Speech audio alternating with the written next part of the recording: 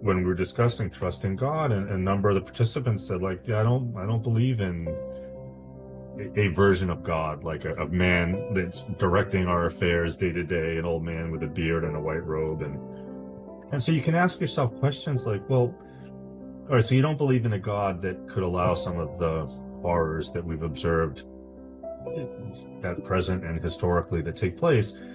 So that's not the kind of God you can believe in. I can respect that.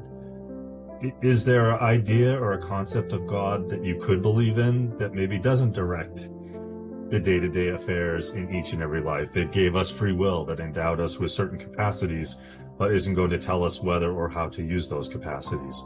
And what would the downside be in keeping an open mind?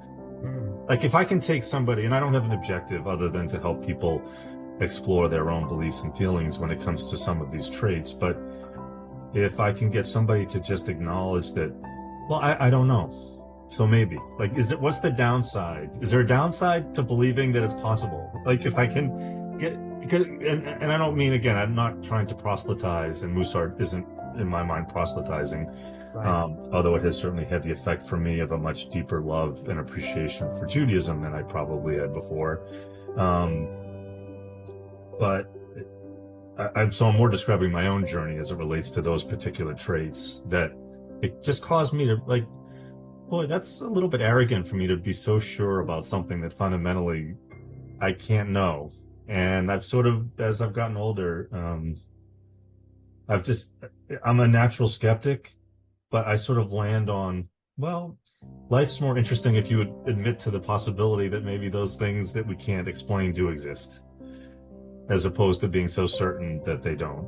And going through life with that sort of sense of awe, I think it's Einstein that says you can go through life believing that nothing is a miracle or everything is a miracle. And, like, I think that's a very sweet kind of way to think about some of these things, that, there are miracles. And whether you think they're just random events or somehow divinely inspired, you can still recognize them as being miraculous.